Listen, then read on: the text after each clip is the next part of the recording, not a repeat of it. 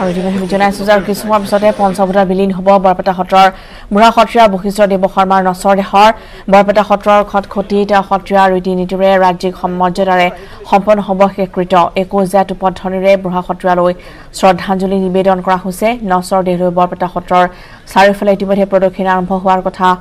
আমি দেখুৱাইছো পোনপটীয়া সম্প্ৰচাৰত আৰু আজি বুঢ়া সত্ৰীয়াক শ্ৰদ্ধাঞ্জলি জ্ঞাপন কৰিছে বিভিন্ন প্ৰান্তৰ অনুষ্ঠান প্ৰতিষ্ঠানৰ প্ৰতিনিধিসকলে সমান্তৰালভাৱে মুখ্যমন্ত্ৰী ডক্টৰ হিমন্ত বিশ্ব শৰ্মাই তাত গৈ শ্ৰদ্ধা নিবেদন কৰে মন্ত্ৰী ৰঞ্জিত দাস কেশৱ মহন্ত ডক্টৰ অনুজ বেগুকে ধৰি শাসক বিৰোধীৰ বহু নেতাই আজি শ্ৰদ্ধা নিবেদন কৰে ৰাজ্যৰ ভিন্ন প্ৰান্তৰ পৰা বৰ্তমান আগমন ঘটা পৰিলক্ষিত হৈছে ভকত বৈষ্ণৱসকলৰ আৰু শোকাকুল পৰিৱেশৰ মাজত সম্পন্ন কৰা হ'ব শেষকৃত্য বুঢ়া সত্ৰীয়া মহাপ্ৰয়াণ শোকস্তব্ধ হৈ পৰিছে বৰপেটাবাসীৰ লগতে সমগ্ৰ ৰাজ্যবাসী আৰু বুঢ়া সত্ৰীয়াগৰাকী দেহাৱসানত ইতিমধ্যে বৰপেটাৰ প্ৰতিগৰাকী লোক উচুপি উঠিছে বৰপেটাবাসীৰ অভিভাৱক স্বৰূপ বশিষ্ঠ দেৱ শৰ্মাৰ দেহাৱসানত ইতিমধ্যে সত্ৰ নগৰীখনত শোকাকুল পৰিৱেশ বিৰাজ কৰিছে আৰু তেওঁৰ শেষকৃত্য ৰাজ্যিক মৰ্যাদাৰে সম্পন্ন কৰা হ'ব কিছু সময়ৰ পিছতে ইতিমধ্যে তেওঁৰ নচৰদে প্ৰদৰ্শন কৰা হৈছে সত্ৰৰ চাৰিওদিশে আৰু ইতিমধ্যে নাম প্ৰসংগৰে তেওঁলৈ শেষ শ্ৰদ্ধা নিবেদন কৰা হৈছে আমি ইতিমধ্যে জনাইছো যে 21 উপধ্বনিৰে বুঢ়া সত্ৰীয়া গৰাকীলৈ শ্ৰদ্ধাঞ্জলি নিবেদন কৰা হয় আৰু ৰাজ্যৰ বিভিন্ন প্ৰান্তৰ পৰা বহু সংখ্যক ভকত বৈষ্ণৱৰ ইতিমধ্যে আগমন ঘটিছে তেওঁলোকে বিদায় জনাবলৈ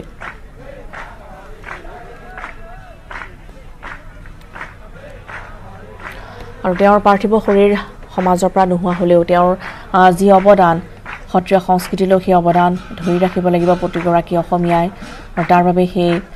পণ গ্ৰহণ কৰিছে ভকত বৈষ্ণৱসকলে আৰু কেৱল বৰপেটাতে নহয় সমগ্ৰ ৰাজ্যবাসী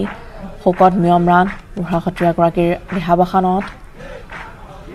আৰু কিছু সময়ৰ পিছতে বৰপেটা সত্ৰতে ৰাজ্যিক মৰ্যাদাৰে তেওঁৰ শেষকৃত্য সম্পন্ন হ'ব আৰু ইতিমধ্যে আমি দেখুৱাইছো ডক্টৰ হিমন্ত বিশ্ব শৰ্মাই তেওঁক লৈ শ্ৰদ্ধা নিবেদন কৰে আৰু নচৰ দেহৰ চাৰিওফালে প্ৰদক্ষিণ কৰি তেওঁলৈ শ্ৰদ্ধা নিবেদন কৰে মহাপুৰুষীয়া সমাজখনৰ এটা ঘাই খুঁটি লৰি সেই হেৰি হৈছে গতিকে আমি সকলোৱে মৰ্মাহত হৈছোঁ আমি আশা কৰিম তেখেতৰ স্মৃতি যাতে আমি সকলোৱে সুৰক্ষিত কৰি ৰাখিব পাৰোঁ এটা সত্ৰীয়া সংস্কৃতিৰ সমস্ত এইটো এটা আমাৰ অসমীয়া সমাজখনৰ কাৰণে এটা বৰ ডাঙৰ ক্ষতি হৈছে আৰু যিজনা পুৰুষে আচলতে একেধাৰে নিজে মানে গীত মাত বাদ্য সমস্ত নিজে সত্ৰাধিকাৰৰ উপৰিও তেওঁ সাংস্কৃতিক জগতখনকো এটা নেতৃত্ব বহন কৰি আছিল গতিকে সেইটো এটা বৰ ডাঙৰ অভাৱ অনুভৱ হ'ব মই সত্ৰৰ কাষতে জন্মগ্ৰহণ কৰা ল'ৰা একেবাৰে সত্ৰৰ কাষত মোৰ দলাহাতী বুলি কয় গতিকে আমি সৰুৰ পৰাই তেখেতক পাইছিলোঁ একেবাৰে সহজ সৰল জীৱন যাপন কৰিছিলে একদম তেওঁ চিম্পুল কাৰণ কিয় আভিজাত্য এটা নাছিলে যদিও তেওঁ বৰপেটা সত্ৰৰ সত্ৰীয়া মানে আমাৰ প্ৰথমগৰাকী নাগৰিক বুলি আমি কওঁ যে বৰপেটাৰ প্ৰথমগৰাকী নাগৰিক কিন্তু এই প্ৰথমগৰাকী নাগৰিক হোৱাৰ পিছতো ভকত সমাজৰ লগত একেলগে বহি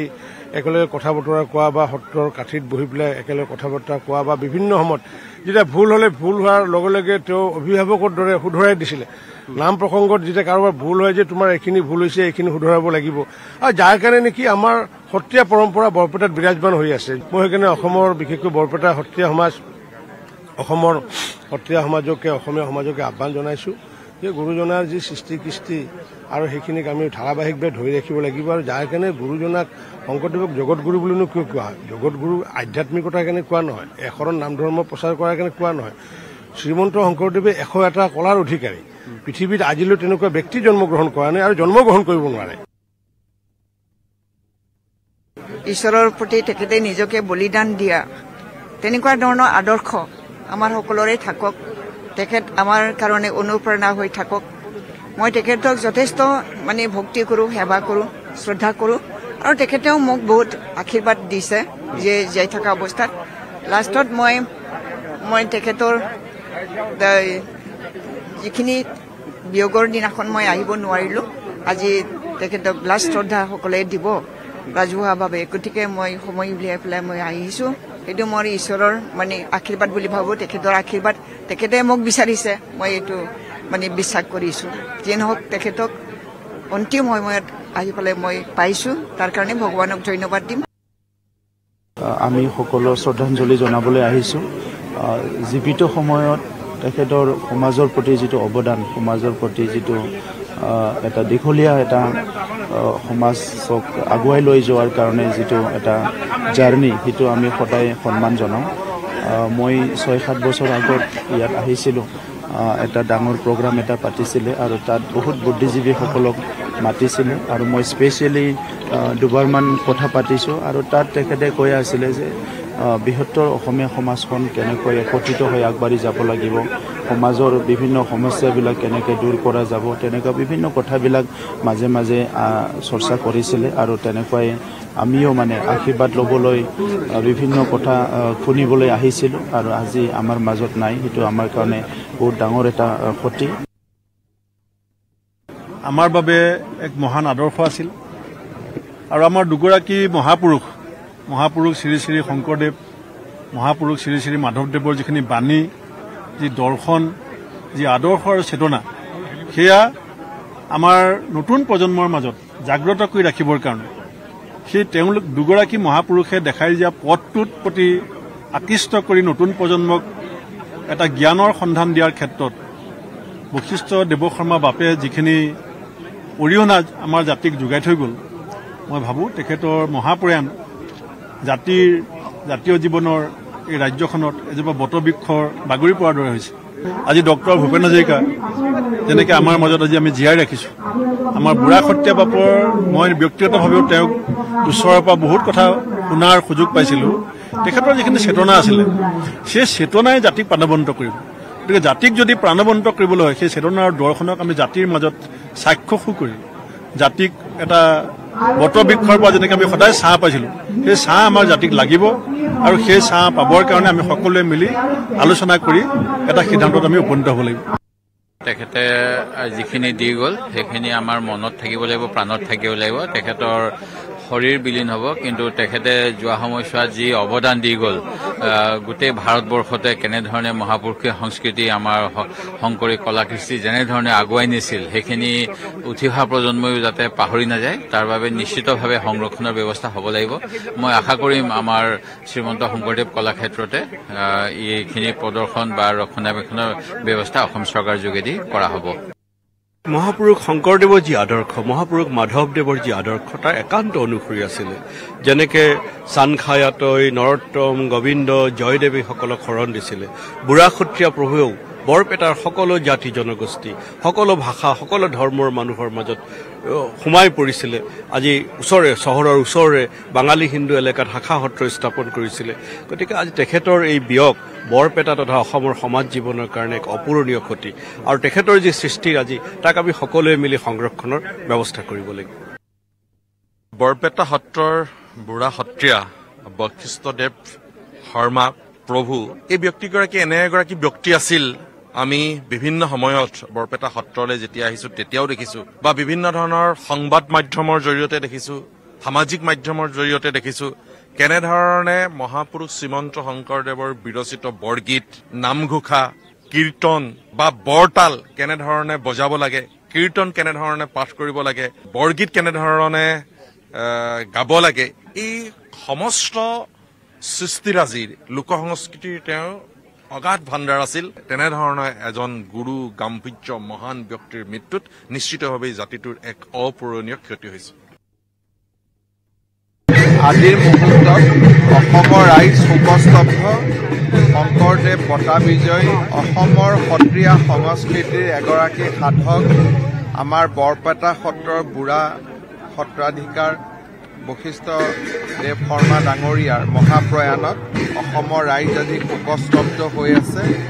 আজিৰ এই সময়ছোৱাত মই সমূহ ৰাইজক পুনৰ এবাৰ তেওঁলোকৰ শোকৰ লগত সমভাগী হৈছোঁ বিদেহী আত্মাৰ সদ্গতি কামনা কৰিছোঁ আৰু তেখেতে যাতে সদায় অসমবাসীক আশীৰ্বাদ দি থাকে তাৰ বাবে কামনা কৰিছোঁ আৰু মই পুনৰ এবাৰ আজি সকলো ৰাইজ ইয়াত আহিছে তেখেতক শেষ শ্ৰদ্ধা দিছে আৰু মই ভাবোঁ যে তেখেতৰ স্মৃতি সদায় আমাৰ মাজত অমৰ হৈ থাকিব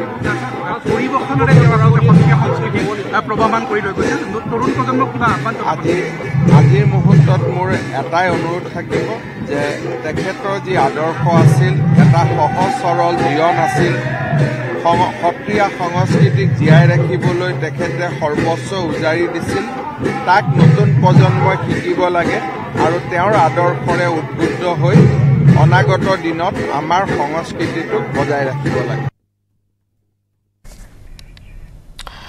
আৰু আজি দীপাৱলী আৰু ইতিমধ্যে ৰাজ্যৰ বিভিন্ন প্ৰান্তত আগমন ঘটিছে বিভিন্ন প্ৰান্তত দীপাৱলীক লৈ উৎসাহ উদ্দীপনা বিৰাজ কৰা পৰিলক্ষিত হৈছে আৰু ইতিমধ্যে আমি জনাইছো যে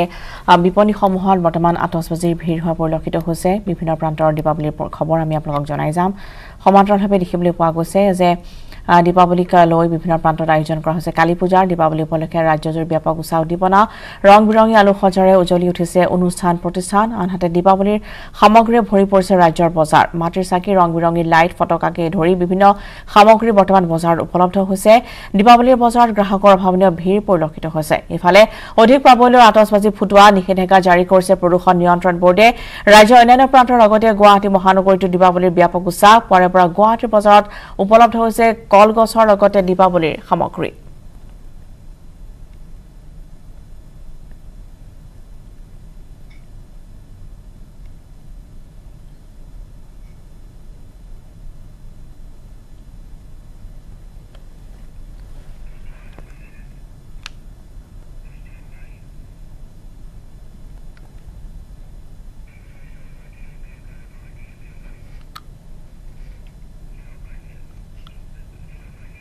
আৰু আগবাঢ়িছো এই সন্দৰ্ভত হীৰক জ্যোতিমালাকাৰ এক ৰিপৰ্ট সকলোকে পবিত্ৰ দীপাৱলী শুভেচ্ছা জ্ঞাপন কৰিছো আজি যিহেতু দীপাৱলী আৰু দীপাৱলীৰ দিনা মহানগৰীৰ বিভিন্ন প্ৰান্তত যিহেতু আতচবাজি বিক্ৰী কৰা দেখিবলৈ পোৱা গৈছে আৰু প্ৰশাসনে যিহেতু কেইবাটাও স্থান নিৰ্ধাৰণ কৰি দিছিল আৰু প্ৰশাসনে যিসমূহ স্থান নিৰ্ধাৰণ কৰি দিছিল সেই স্থানসমূহৰ অন্যতম হৈছে এই লাচিত ঘাট আৰু লাচিত ঘাটত দেখিব পোৱা গৈছে পুৱাৰ পৰা যথেষ্ট লোকৰ ভিৰ দেখিবলৈ পোৱা গৈছে সকলোৱে ফটকা বা ফুলজাৰি এনেধৰণৰ যিবোৰ সামগ্ৰী সেই সামগ্ৰী ক্ৰয় কৰিবলৈ অহা দেখিবলৈ পোৱা গৈছে হাউজেন এইবোৰ যিবোৰ ৰীল সেই ৰীলবোৰ বিক্ৰী কৰা হৈছে লগতে আন সামগ্ৰীও বিভিন্ন আন সামগ্ৰী অনা হৈছে আৰু প্ৰশাসনে যিহেতু এইবাৰ বিভিন্ন ধৰণৰ ব্যৱস্থা গ্ৰহণ কৰিছে আৰু য'তে ত'তে কোনো ধৰণৰ ফটকা বা আতচবাজি বিক্ৰী কৰিবলৈ তেওঁলোকে অনুমতি প্ৰদান কৰা নাই আৰু তাৰ বাবে এই স্থানটো নিৰ্ধাৰণ কৰি দিছে এই স্থানৰ লগতে মহানগৰীৰ কেইবাটাও স্থানত এনেদৰে নিৰ্ধাৰণ কৰি দিয়া হৈছে আৰু দেখিব পোৱা গৈছে যে ৰাইজৰ বিপুল সঁহাৰি দেখিবলৈ পোৱা গৈছে দাদা বিক্ৰী কেনেকুৱা আছে আপোনালোকৰ বিক্ৰীটো যোৱাকালি আমি যথেষ্ট সঁহাৰি পাইছোঁ আৰু আজিও হৈ আছে কিন্তু অলপ বতৰটো বেয়া কাৰণে অলপ অসুবিধা হৈছে বা কাষ্টমাৰখিনি ভয় খাই আছে কি আনিছে এবাৰ স্পেচিয়েল কি স্পেচিয়েলটো আমাৰ গোটেইখিনি স্পেচিয়েল হয় পপ আছে আপোনাৰ 50 CM ফুলজাৰি আছে আৰু আমাৰ ইয়াতে চব গ্ৰীণ ক্ৰেকাৰ্ছ হয় গোটেইখিনি আপোনাৰ আমাৰ ইয়াতে গোটেই হোলচেল দিয়া যায় আছে কোন কি আনিছে মানে যোনবোৰ মানুহে ক্ৰয় কৰিছে বেছিকৈ কিবোৰ ক্ৰয় কৰিছে আৰু হেলিকপ্টাৰ কিবা এটা বহু মনা হেলিকপ্টাৰটো আহিছিল আমাৰ ইয়াতে ষ্টক শেষ হৈ গ'ল এতিয়া যথেষ্ট ভিৰ যোৱাকালি আমাৰ ষ্টক শেষ হৈ গৈছে যোৱাকালি হৈ গৈছে আজিৰ ভিতৰত এই সকলোবোৰ বিক্ৰী সম্পূৰ্ণ হ'ব নিচিনা হ'ব লাগে নিশ্চয় আশা কৰিছো হ'ব দাম কেনেকৈ নিৰ্ধাৰণ কৰা হৈছে দাম আপুনি আমাৰ ইয়াতে 10 টকাৰ পৰা আপ টু 4000 লৈকে আমাৰ বস্তু আছে বিশেষকৈ হেলিকপ্টাৰ এটা আতচবাজি অনা হৈছে যিটো বৰ্তমান যথেষ্ট চাহিদা লাভ কৰিবলৈ সক্ষম হৈছে লগতে ক'ব বিচাৰিম যে আন যিবোৰ আতচবাজি সেই আতচবাজি শিৱা তামিলনাডুৰ শিৱাকাছি যি আছে তাৰ পৰা অনা হৈছে আৰু যথেষ্ট লোকৰ ভিৰ দেখিবলৈ পোৱা যায় যথেষ্ট লোকে যিহেতু আদৰি লোৱা দেখিবলৈ পোৱা গৈছে আৰু পূৰ্বতকৈ যোৱা 3টা বছৰতকৈ মই পুনৰ উল্লেখ কৰিব বিচাৰিম যে 3টা বছৰতকৈ এবাৰ বিক্ৰী যথেষ্ট হোৱা দেখিবলৈ পোৱা গৈছে আজি মহানগৰীৰ যি আতচবাজি বজাৰ আছে সেই বজাৰসমূহত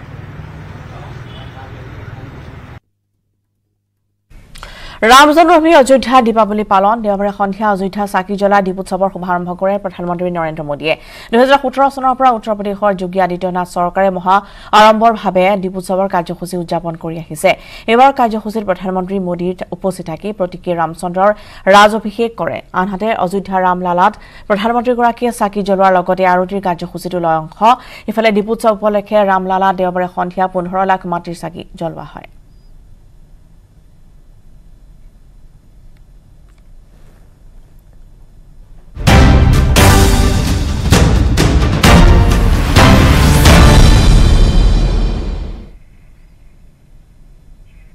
অসমত মুকলি হ'ল বহু বিতৰ্কিত মিয়া মিউজিয়াম এসময়ত কলাক্ষেত্ৰত মিয়া মিউজিয়ামৰ দাবী কৰি তীব্ৰ বিতৰ্কত সোমাই পৰিছিল বিধায়ক শ্বেৰমান আলী আহমেদ কলাক্ষেত্ৰৰ বিপৰীতে গোৱালপাৰাৰ মিয়া অধ্যুষিত এলেকাত বাস্তৱ ৰূপ পালে মিয়া মিউজিয়ামে লক্ষীপুৰৰ ডাবকাৰ ভিটাত মিয়া পৰিষদৰ জিলা সমিতিৰ উদ্যোগত স্থাপন কৰা হয় মিয়া মিউজিয়ামটো মিয়া মিউজিয়ামত সংৰক্ষিত হৈছে মিয়াসকলে তাহানিৰ পৰা ব্যৱহাৰ কৰা বিভিন্ন সা সামগ্ৰী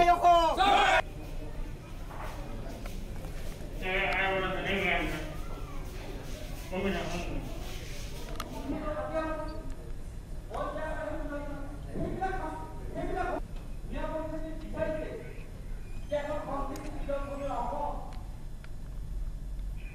পুনৰ নাভোনৰাচুৰ কাণ্ডৰে বিতৰ্কৰ মাজত সোমাই পৰিছে শংকৰ সংঘ এবাৰ মৰিয়নিৰ নকছাৰীত আহোম সম্প্ৰদায়ৰ চকলং বিবাহলৈ যোৱা 4টা পৰিয়ালক কৰিলে এঘৰীয়া শংকৰ সংঘৰ আঞ্চলিকে শংকৰ সংঘৰ যোৰহাটৰ লাহিং আঞ্চলিকে 4টা পৰিয়ালক জাৰি কৰা ফটোৱাৰ পিছতেই সৃষ্টি হৈছে তীব্ৰ প্ৰতিক্ৰিয়াৰ লাহিং লাহদৈগড় মৰাণ গাঁৱৰ লক্ষী গগৈক চকলং বিয়া খোৱাৰ বাবে সমাজচ্যুত কৰি শুদ্ধিকৰণ কৰিলে শংকৰ সংঘই ইফালে শংকৰ সংঘৰ আঞ্চলিকৰ এই কাণ্ডৰ পিছতে একমুখে ধিক্কাৰ জনাইছে হুদতাই আহোম ছাত্ৰ সন্থাই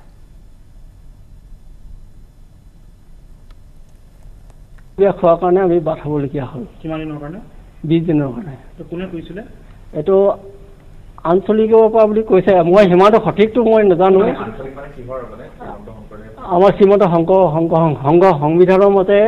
তাৰমানে এইটো চকলং বিয়া খাব নালাগে বুলি কোৱা মই মানে ইমানটো নাজানো দেই মই কোৱা শুনা মতে কৈছো তেওঁলোকে কি পৰিপ্ৰেক্ষিতত আহি এনেকুৱা এটা ধৰ্ম পালন কৰিবলৈ কৈছে যে এটা ধৰ্মই আন এটা ধৰ্মক মানে ধৰ্ম কৰিবলৈ ঘিণ কৰাটো তেওঁলোকৰ কেনেকুৱা নীতি নিয়ম কেনেকুৱা সাংবিধানিক গণ্ডিত পৰে এই কথা তেওঁলোকে কিন্তু অতি সোনকালে তেওঁলোকে সমাজৰ আগত কিন্তু স্পষ্টীকৰণ দাঙি ধৰিব লাগিব চকলং প্ৰথাৰ বিয়া খোৱাৰ বাবে আচলতে যি 4টাকৈ পৰিয়ালক সমাজচ্যুত কৰা যি কথা ইতিমধ্যে চৰ্চিত হৈছে ইয়াক লৈ তীব্ৰ প্ৰতিক্ৰিয়া সৃষ্টি হৈছে মই শংকৰদেৱ সংঘৰ ভকত বৈষ্ণৱ আছে তেওঁলোকৰ পৰা মই পোনপটীয়াকৈ কথাখিনি ল'বলৈ চেষ্টা কৰিম মই আপোনাৰ কাষলৈ আহিছোঁ যে কি ক'ব এই বিষয়টো আচলতে ব্যাপক প্ৰতিক্ৰিয়া সৃষ্টি হৈছে আপোনালোকৰ সংবিধানক লৈ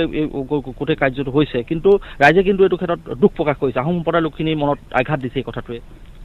নমস্কাৰ কৃষ্ণ আমি যিটো আজি 28 আমাৰ আপত্তি উঠাইছে যে শ্ৰীমন্ত শংকৰদেৱ সংঘই যিটো আহোম সম্প্ৰদায়ৰ চকলং প্ৰথা এই প্ৰথাৰ বিৰোধিতা কৰিছে কিন্তু আচল কথা সেইটো নহয় কাৰণ শ্ৰীমন্ত শংকৰদেৱ সংঘত অসমৰ বিভিন্ন জনগোষ্ঠী আহোম চুতীয়া কছাৰী বড়ো মিচিং আদি বিভিন্ন সম্প্ৰদায়ৰ ভকত ইয়াত অন্তৰ্ভুক্ত হৈ আছে আৰু শ্ৰীমন্ত শংকৰদেৱেও বিভিন্ন জনগোষ্ঠীৰ পৰা ভকত আনি তেখেতসকলক আমাৰ শ্ৰীমন্ত শংকৰদেৱৰ প্ৰচাৰিত এখন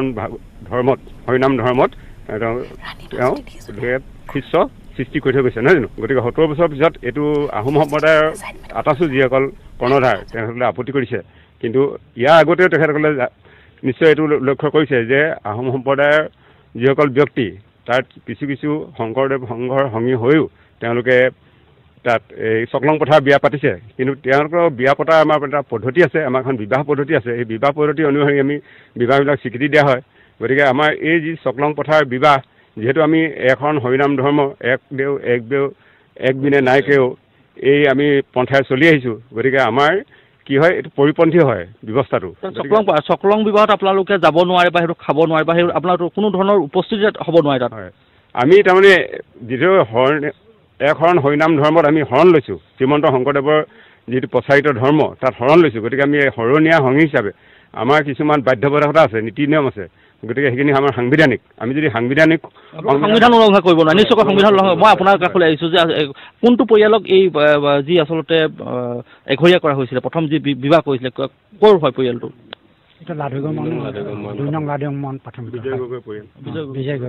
তেওঁলোকৰ দুখ কি আছিল তেওঁলোকৰ দুখ মানে আমাৰ এই আমাৰ সাংবিধানিক যিটো ৰীতি নীতি এইটো উলংঘা কৰিছিলে সেইটো কাৰণে আমি মানে এঘৰীয়া কৰা হৈছিল তেওঁলোকৰ সম্পৰ্কীয় যিসকল লোক আছে বিয়া খাবলৈ গৈছিলে তেওঁলোককো আপোনালোকে তেওঁলোক সমাজচ্যুত কৰিছিলে নেকি বা আপোনালোকৰ সমাজৰ পৰা এঘৰীয়া কৰিছিলে সম্পূৰ্ণ নাই কৰা তেওঁলোকে কালি শুদ্ধিকৰণ কৰিছে সংস্কাৰ হৈছে বুলি কৈছে তেখেতসকল অনুতপ্ত হৈছে যিসকলে মানে তাত বিবাহ পাশত যোগদান কৰিছিলে গতিকে তেখেতসকল অনুতপ্ত হৈছে আৰু জিএমচিৰ বিস্কুটটকীয়া বোকা কেলেংকাৰী জিএমচিৰ মুখ্য গাননিক অভিমন্যু মেধিক গ্ৰেপ্তাৰ নলবাৰী কাজিপাৰাৰ বাসভৱনৰ পৰা গ্ৰেপ্তাৰ কৰা হৈছে অভিমন্যু মেধিক মুখ্যমন্ত্ৰী তদাৰকী কক্ষে গ্ৰেপ্তাৰ কৰিছে মেধিক মহানগৰী শান্তিপুৰ বক্ৰাপাৰা গান্ধী বস্তিটো অভিযান অব্যাহত শংকৰ মেধি হিৰণ্য বৰ্মন আৰু বাবুলালৰ ঘৰত চলিছিল অভিযান চিএম ভিজিলেন্সৰ অভিযানত জব্দ হৈছে আপত্তিজনক নথিপত্ৰ এতিয়া পলাতক কেইবাজনো অভিযুক্ত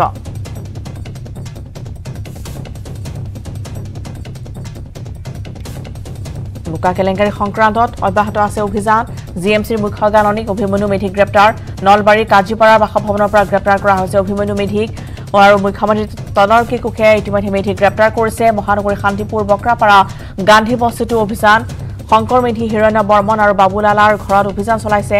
আৰু চিএম ভিজিলেন্সৰ অভিযানত জব্দ হৈছে আপত্তিজনক বহুতো নথিপত্ৰ কিন্তু এতিয়াও পলাতক অৱস্থাত আছে কেইবাজনো অভিযুক্ত তেওঁলোকক বিচাৰি আৰক্ষী অভিযান অব্যাহত ৰাখিছে